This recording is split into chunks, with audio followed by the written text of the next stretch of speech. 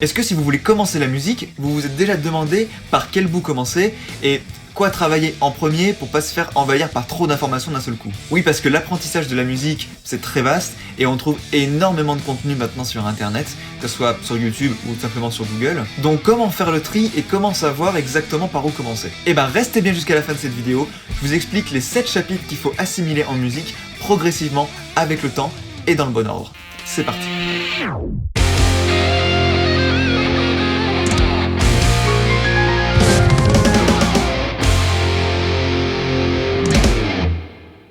Tout d'abord, voici ma vidéo numéro 16 de mon défi 30 jours avec une vidéo par jour. Donc si vous n'êtes toujours pas abonné, faites-le maintenant pour recevoir toutes les prochaines vidéos avec la petite cloche pour la notification. Alors ces 7 chapitres, on va les couper en 2 parties. D'abord 3 chapitres et ensuite les 4 suivants. La première chose qu'il faut faire pour bien assimiler la musique, c'est apprendre à lire correctement les notes. Donc commencez par exemple par la clé de sol si vous faites un instrument qui est comme le piano, la flûte, le violon, etc.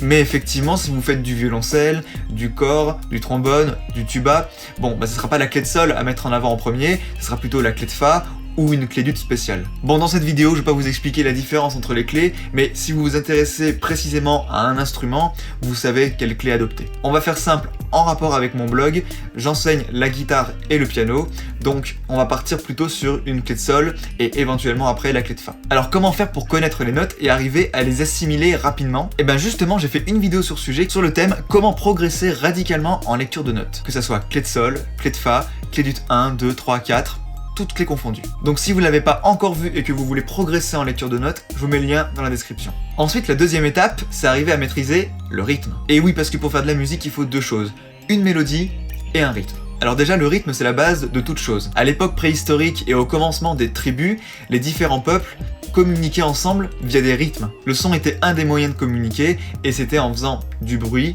et du rythme. Donc c'est comme ça que le rythme a commencé et effectivement c'est la base de toute chose. Après, l'homme, beaucoup plus tard, a commencé à identifier différentes notes en utilisant des échelles de fréquences bien particulières. Et c'est ce qui nous donne aujourd'hui en héritage les notes de la gamme. Bon, tout ça c'est très historique, on pourrait faire des romans là-dessus, c'est très mathématique aussi, donc on va s'arrêter là, je ne veux pas rentrer dans les détails. En tout cas, le rythme est tout aussi important que la mélodie, voire plus, et même si vous êtes batteur ou percussionniste et que vous tapez sur des fûts ou sur des pots, vous allez quand même discerner des fréquences sonores. Ça va pas être des notes à proprement parler, mais ça s'en rapproche un petit peu. Ça pareil, le pourquoi du comment, c'est très physique, je rentre pas en détail. En attendant, ce qu'il faut réussir à maîtriser actuellement en rythme, c'est les différentes figures rythmiques qu'on peut rencontrer au fur et à mesure des partitions. Et donc pour ça, il y a 3 choses. Il faut apprendre la durée des notes, la liaison et le point. 3 notions extrêmement simples, mis à part. Mais si on essaie de les agencer ensemble, là, on a vraiment une échelle de possibilités énormes pour créer tous les rythmes qu'on veut. Et c'est pour ça que c'est important de bien tout maîtriser pour bien comprendre tout ce que vous allez rencontrer dans vos futures partitions. Alors bien entendu, dans ces durées de notes, après il existe d'autres formes rythmiques un peu plus poussées, mais apprendre la durée des notes, c'est la base de toute chose. Ensuite, 3e étape, c'est arriver à comprendre les altérations et le demi-ton. Pourquoi ?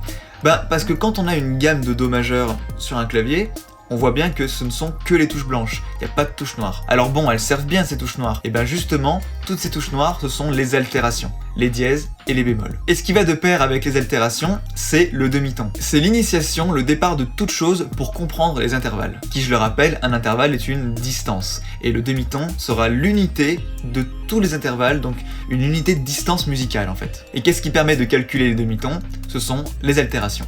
Maintenant, 2e famille de chapitres, un petit peu plus poussé. Donc là d'abord il faut que vous maîtrisiez toutes ces notions dans un premier temps et ensuite vous passez à la suite. Donc là maintenant le 4e chapitre c'est arriver à maîtriser tout ce qui est la gamme et les degrés, donc l'ordre des notes, do, ré, mi, fa, sol, la, si, do, en partant de n'importe quelle note et en apprenant justement le nom des différents degrés dans la gamme. Le chapitre numéro 5, justement, je vous en ai parlé, ce sont les intervalles. Donc là, c'est comprendre les différentes familles d'intervalles qui existent, la seconde, la tierce, la quarte, la quinte, etc. Ensuite, le 6e chapitre, ça va être la signature rythmique. En gros, c'est les petits chiffres que vous voyez à côté de la portée, c'est ce qui va vous permettre d'avoir des références en rythme sur lesquelles poser vos différents rythmes, et c'est notamment grâce à ce chapitre que vous allez comprendre la différence entre le binaire et le ternaire.